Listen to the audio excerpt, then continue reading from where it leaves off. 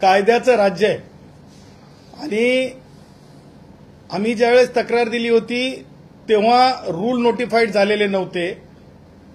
आता आंदोलनाला च्या संदर्भानं मग ते कोणत्याही घटकाचं आंदोलन असो, ते कर्मचाऱ्यांचं आंदोलन असो, वंचितांचं असो किंवा अन्याय अत्याचाराच्या बाबतीतला असो, शिक्षकांचा असो, शिक्षकेतर कर्मचाऱ्यांचा असो, राज्य कर्मचाऱ्यांचा असो की जरंग्यासारख्यांचा असो, सगळ्यांसाठी एक नियमावली तयार झालेली आहे। ते रूल नोटिफाईड झालेले आहेत आणि आम्ही ज्यावेळेस अर्ज केला होता की जरंग्याला देऊ नका तेव्हा रूल नोटिफाईड झालेले नव्हते। रूल नोटिफाईड झाल्याच्या नंतर जरंग्यांनी जे आहे अर्ज केला, त्या अर्जाला संबंधित वरिष्ठ पोलीस निरीक्षकांनी जे आहे कायदेशीर दृष्ट्या रूल्सच्या आधारे म्हणजे सांगायचं म्हणजे तर 9 घंट्यासाठी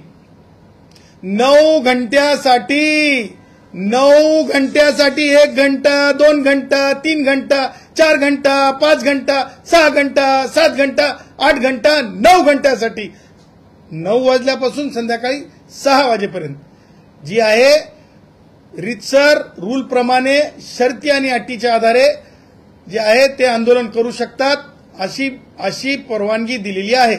आता ते शर्ती आणि अटीमध्ये तिथं काय बस्तान मांडून रात्रीची झोप काढता येत नाही, हा कायदा आहे। त्याच्यानंतर तिथं जे आहे तुम्हाला म्हणजे जेवणाची सामुग्री तिथं शिजवता येत नाही, हा कायदा आहे। त्याच्यानंतर तिथे तुम्हाला संख्या आहे 5000 3000 जे काय असेल ते, कारण तुम्हाला सांगतो तिथं अगोदरही दुसऱ्या काही संघटनांचे लोक आंदोलन करत आहेत, जसं की पोलीस भरतीचे बेरोजगार मुलं आंदोलन करत आहेत। त्या मुलांनी सुद्धा मला फोन केला, ते म्हणे की सर आम्ही 20 लोक उपोषण करतोय, हे माणूस येऊन आमच्यावर आमच्या टेंटच्या बाबतीत काही त्रास होऊ नये म्हणून आम्ही पोलिसांना सांगितलं। सांगायचं तात्पर्य स्पष्टपणे शर्ती अटींचं उल्लंघन का करता येणार नाही जरंग्याला, का करता येणार नाही त्याचं कारण माननीय उच्च न्यायालयाच्या मुख्य न्यायमूर्तींच्या पीठाने स्पष्टपणे जे निर्देश दिलेले आहेत, या नोटिफाईड झालेल्या रूल्सच्या अनुषंगाने या रूलच्या विरुद्ध जाऊन जरंग्याला काहीही करता येणार नाही।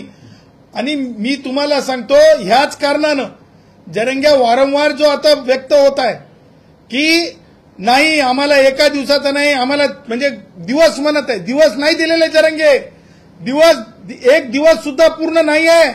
कायद्यामध्ये फक्त 9 वाजल्यापासून 6 वाजेपर्यंत संध्याकाळी आहे, सकाळी 9 ते संध्याकाळी 6 पूर्ण दिवस होत नाही। दिवस किती वाजता पहाट होते आणि संध्याकाळ किती वाजता होते, दिवस म्हणजे 24 घंट्याचा असतो। आणि सांगायचं तात्पर्य एका दिवसाला आपण 24 तास मोजतो, त्यापैकी 9 घंटे फक्त जरंग्याला आंदोलनाचे दिलेले आहेत। आणि म्हणून जरंग्यांनी कोणत्याही परिस्थितीत कायद्याचा भंग होऊ नये आणि भंग करण्याची भाषा जरंगे करत आहे। म्हणून मी आझाद मैदानातील वरिष्ठ पोलीस निरीक्षकांना आपल्या माध्यमांमध्ये आलेल्या वृत्ताच्या आधारे, माध्यमांमध्ये आलेल्या व्हिडिओच्या आधारे मी विनंती करत आहे की तो परत तीच भाषा बोलत आहे की आम्ही आझाद मैदानात गेल्याच्या नंतर मी आमरण उपोषण करणार, उठणार नाही, अशा प्रकारची भाषा जरंगे करत आहे। जे उच्च न्यायालयाच्या निर्णयाचं, उच्च न्यायालयाने दिलेल्या डायरेक्शनचं सरळ सरळ जे अवमान आहे, त्याचबरोबर स्टॅट्युटरी कंटेंट सुद्धा आहे। म्हणजे एखादा कायदा माननीय राज्यपाल महोदयांनी स्वाक्षरित करून लागू केल्याच्या नंतर त्या कायद्याचा भंग खुलेआम करू अशी भावना व्यक्त करणे किंवा तशा प्रकारच्या कृती सामोरं जाणे किंवा म्हणणे की इथे थांबा, तिकडे थांबा, 1 किलोमीटर थांबा आणि काहीतरी अघटित घडवण्याचा परत डोक्यात काही प्लॅन आहे का, हे सुद्धा वरिष्ठ पोलीस निरीक्षक आझाद मैदान यांनी लक्षात घ्यावं। कारण लक्षात ठेवा, हाच तो माणूस आहे। उद्या जर झाकीर नाईक सारखं जर आझाद मैदानात काही घडलं तर हाच तो माणूस जिम्मेदार पकडावा। कारण अंतरवाली सराटीमध्ये हाच तो माणूस जिम्मेदार होता आणि वारंवार असे गैरकृत्य करण्याची भानगड, हिंसक आंदोलन करण्याची सवयच्या माणसाला लागलेली आहे की काय, असा मोठा या माणसाला अटक झाल्याच्या नंतरच जे आहे रितसर चौकशीमध्ये जे आहे ह्या प्रकरणाच्या बाबतीत सखोल अभ्यास होऊ शकेल आणि सखोल जे आहे या निमित्तानं काय याचा रोल आहे हे निष्पन्न होऊ शकेल।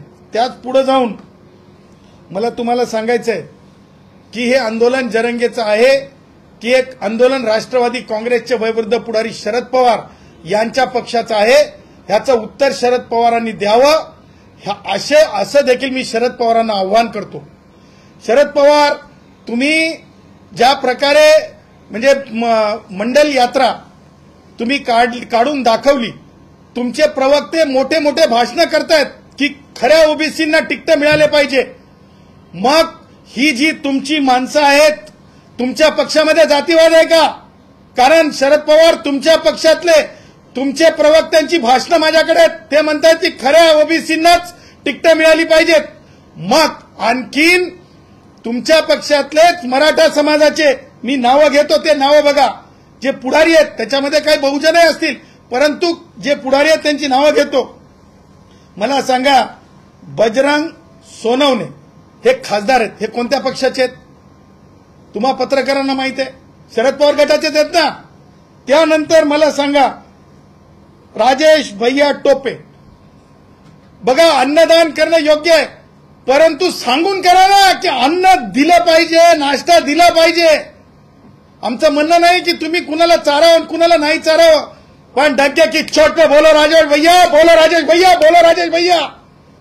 त्याचबरोबर मला हे म्हणायचं आहे, रोहित पवारांची टीम, मीडिया टीम काय काम करतीये, रोहित पवारांची मीडिया टीम काय काम करतीये.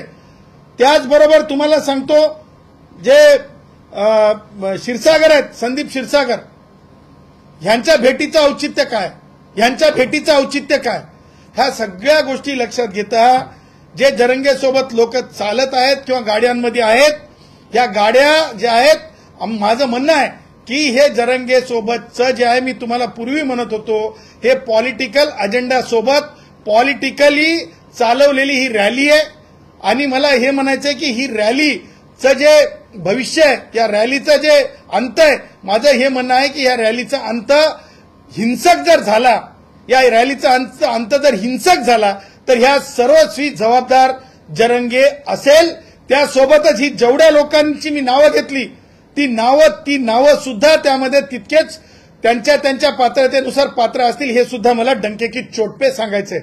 त्या पुढे जाऊन मला हे बोलायचंय की जरंगेच्या मागणीच्या बाबतीमध्ये सद्विवेक बुद्धी असलेलं कोणी सुद्धा जरंगेच्या बाजूने बोलायला तयार नाही, परंतु आतड्यातल्या कातड्याचं राजकारण करणारे, ज्या प्रकारे जरंगेनं काल परत मुख्यमंत्री महोदयांचा अपमान केला, अगोदर महिलांचा अपमान केला, त्याच्या अगोदर लोकांच्या आया बहिणी काढल्या, तुम्हा माध्यमांच्या लक्षात आलं नाही.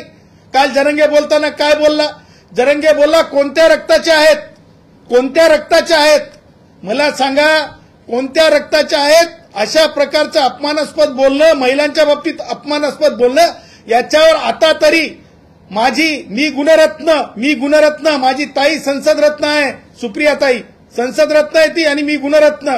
ताई, तुमचा भाऊ गुणरत्न मागणी करत आहे, तुम्ही या वक्तव्यांचा निषेध करणार आहेत की नाही? शरद पवार गट निषेध करणार आहे की नाही? आणि म्हणून जरंगे डरता भी बहुत आहे. जरंगेच्या कथनी आणि करणीमध्ये खूप फरक आहे.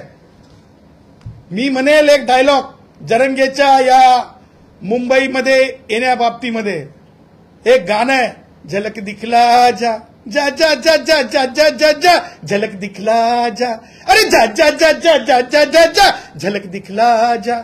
देख जरंगे, बात तो ऐसी है ना कि अनशन करना, आंदोलन करना इस भारत के संविधान की जो है डेमोक्रेसी में दिया हुआ अधिकार है.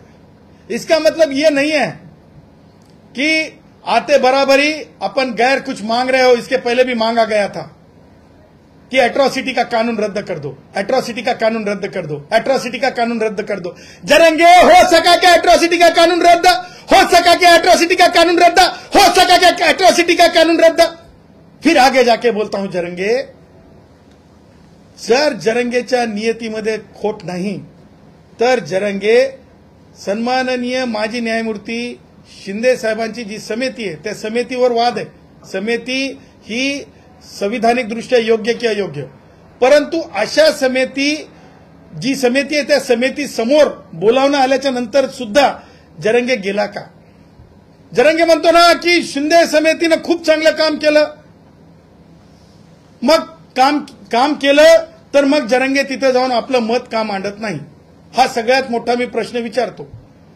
आणि त्या पुढे जाऊन जरंगे जो म्हणतो गॅझेटचा आधार, वेगवेगळ्या गॅझेटचा आधार, शिंदे समितीला हे बऱ्यापैकी माहिती आहे, म्हणूनच हे ऑब्झर्वेशन असावेत की व्यक्तिगत माहिती नसल्यास सरकार आरक्षण देऊ शकत नाही. का देऊ शकत नाही हे मी तुम्हाला अगोदरही सांगितलं की माधुरी पाटील विरुद्ध कास स्क्रुटिनी कमिटी ठाणे या समितीच्या जजमेंटमध्ये सुप्रीम कोर्टाने क्लिअर केलेलं आहे की जोपर्यंत अफिनिटी टेस्ट होत नाही, जोपर्यंत विजिलन्स टेस्ट होत नाही, जोपर्यंत सगळ्या पुराव्यांची बारकाईने तपासणी होत नाही, तोपर्यंत आजोबाला जरी प्रमाणपत्र मिळालं तर नातवाला मिळू शकत नाही, बापाला मिळालं तरी लेकाला मिळू शकत नाही, जोपर्यंत ती तपासणी होत नाही. त्याच्यामुळे जरंगे तू कौन लग के गया है, ऐसा कौन है तू, क्या लग के गया है जरंगे तू.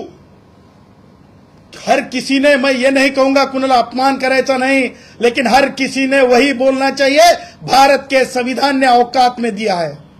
हर किसी ने वही बोलना चाहिए जो भारत के संविधान ने अपनी औकात में दिया है, उसके अलावा कुछ नहीं बोलना चाहिए.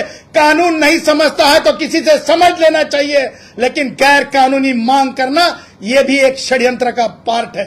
आणि म्हणून मला तुम्हाला सांगायचंय की जरंगेची जी मागणी आहे ती शिंदे समितीच्या अहवालावर सुद्धा मान्य होऊ शकत नाही. आणि ही गोष्ट प्राखर्यानं मी सांगतो की राधाकृष्ण विखे पाटील, राधाकृष्ण विखे पाटील, राधाकृष्ण विखे पाटील हे लक्षात घ्या की जर शिंदे समितीचं असं ऑब्झर्वेशन आहे तर त्या आधारावर कुणबी मराठा, मराठा कुणबी सुद्धा एकत्र करता येणार नाहीत. कारण जयश्री पाटील विरुद्ध मुख्यमंत्री महाराष्ट्र राज्य या केसमध्ये माननीय सर्वोच्च न्यायालयाने 5 न्यायमूर्तींच्या पीठाच्या संदर्भानं दिलेला निकाल आहे. त्याच्यामुळे कुणबी मराठा, मराठा कुणबी हे एक तत्व होऊ शकत नाही. आणि त्याचबरोबर गॅझिटरच्या आधारे संदीप माननीय न्यायमूर्ती शिंदे साहेबांच्या रिपोर्टच्या आधारे अशा प्रकारे आरक्षण देता येणार नाही.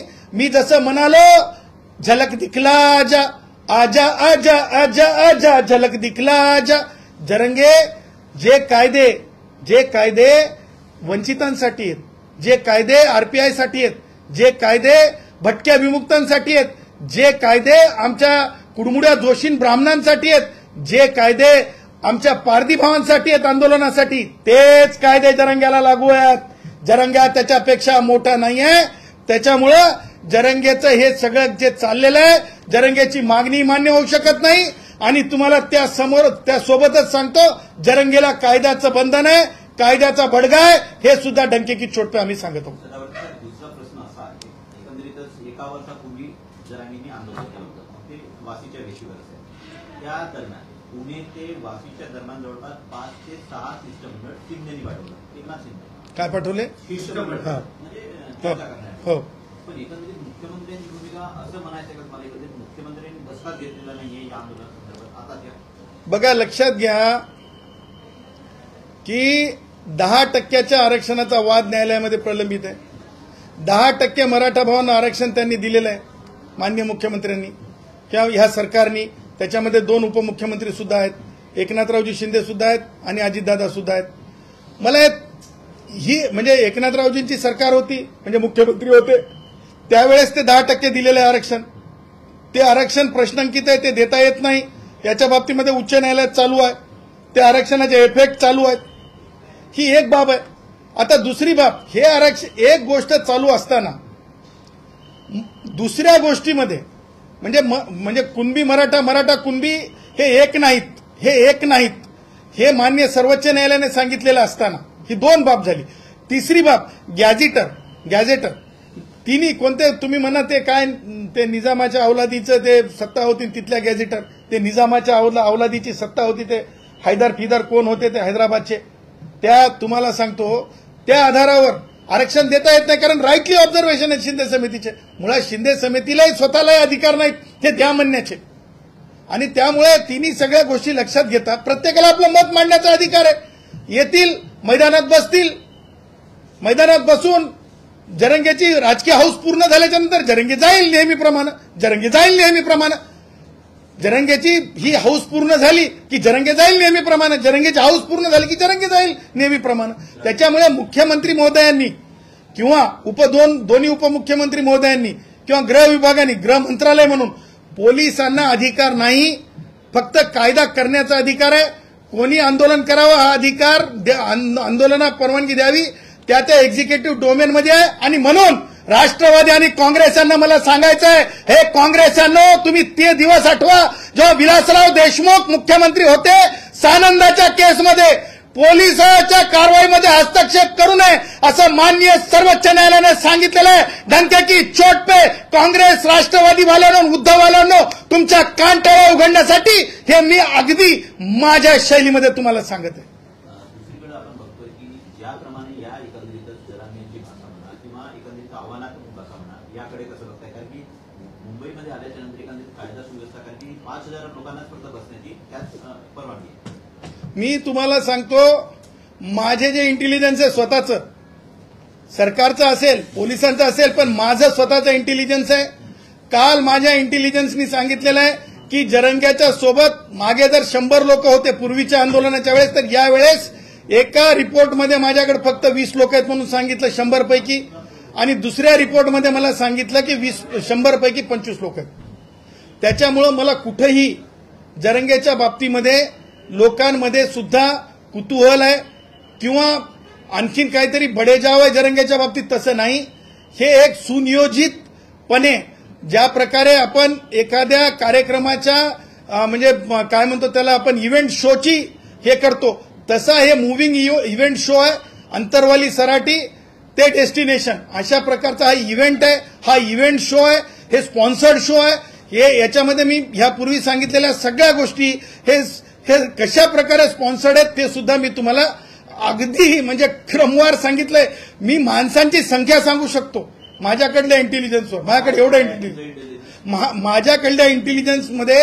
अरे जरंग्या, तू कमीत कमी आझाद मैदानातलं मैदान तर भरून घे यार. कारण तुम्हाला सांगतो, आझाद मैदानाचं मैदान भरवण्याची ताकद जी आहे फक्त एसटीतल्या कष्टकऱ्यांमध्ये होती. तिथं 124 कष्टकऱ्यांचं जीवाचं बलिदान होतं. तिथं मागणीला एक वास्तव होतं आणि तुझ्या मागणीला राजकारण आहे, तुझ्या मागणीचा आत्मा राजकारण आहे. हे आझाद मैदान भरलेल्या काळातलं आणि जरंग्यामधला फरक आहे. त्यामुळं मला वाटत नाही की जरंग्या ह्याच्यापेक्षा पुढे जाऊन जरंग्याकडे काही शिल्लक आहे म्हणून. राजकीय हौस म्हणताय, नेमकं काय सांगायचं? मी सांगितलं ना, मी राजकारणी लोकांचे नावं घेऊन सांगितले आणि मला त्या पुढे जाऊन म्हणायचंय की राहुल गांधी प्रेस घेऊन सांगा की तुमची भूमिका काय आहे. तुम्हाला हे म्हणायचंय का की एक तरफ राहुल जी देखिए कितना % रिजर्वेशन दिया गया है मराठों को और जो हाईकोर्ट में है, दूसरी तरफ तुम्हारे नेताएं बोल रहे हैं कि ओबीसी में अगर डालना है क्या वो भी क्लियर कर दे राहुल जी. लोगों में जो है किसी तरह का कंफ्यूजन मत रखे राहुल जी. आणि मला तेच सांगायचंय जे महसूल मंत्र्यांनी सांगितलं, बावनकुळे साहेबांनी, की आपले काय नाव ते नवीन खेळाडू आहेत, राजकीय खेळाडू, ते काँग्रेसचे अध्यक्ष हर्षवर्धन सपकाळ नवीन खेळाडू आहेत. हर्षवर्धन सपकाळ असतील किंवा आमचे वडेट्टीवार साहेब असतील किंवा आमचे तिसरे नेते नागपूरकडले वडेट्टीवार आणि तिसरे नेते, या तिघांनी हे लिहून द्यावं, स्पष्ट करावं की त्यांना ओबीसी म्हणजे मराठा भावांना माझ्या ओबीसीत टाकावं का. ह्या सगळ्या भुलभुलया गोष्टी आहेत, ह्या सोयीच्या राजकारणाच्या गोष्टी आहेत आणि मला वाटतं याचा आउटकम काही निघणार नाही. प्रेमाचे शब्द हेच आहेत, भटके, विमुक्त. तुम्हाला सांगतो, माझे वंजारी असतील, बंजारा असतील, माझे साळी, माळी, कोळी, कुंभार, सुतार, वडार भाऊ असतील, माझे लोहार भाऊ असतील, माझे जे कोणी ज्यांच्या असं टप टप टप घाम पडतंय आणि ज्यांच्याकड मंदिराच्या किल्ल्या नसतात गावातल्या, जे माझ्या जरंगे म्हणतो ना गरजवंत मराठ्यांच्याही खाली असतात, श्रीमंतीप्रमाणे शिक्षणानं वर असतील, अभ्यासानं वर असतील, परंतु त्यांच्याही म्हणजे पैसे कमाईनं खाली असतात, त्या भावांच्या हिश्श्यातलं कोणत्याच परिस्थितीत कोणी नेऊ नये आणि तशी नेण्याची हिंमत कोणाला आम्ही करू देणार नाही. त्याच्यासाठी संविधान कॉन्स्टिट्यूशन डिफेंडर म्हणून आहोत. कारण हाच तो वर्ग आहे ज्याच्यामध्ये कुडमुडा जोशी जो आमचा भटकंती करणारा ब्राह्मण आहे त्यांना सुद्धा रिझर्वेशन आहे. आणि त्यामुळं एवढ्या मोठ्या वेगवेगळे समूह ओबीसीमध्ये आहेत, त्या ओबीसीवर आम्ही अन्याय होऊ देणार नाही. ती आमची रिस्पॉन्सिबिलिटी आहे, कॉन्स्टिट्युशनल रिस्पॉन्सिबिलिटी आहे.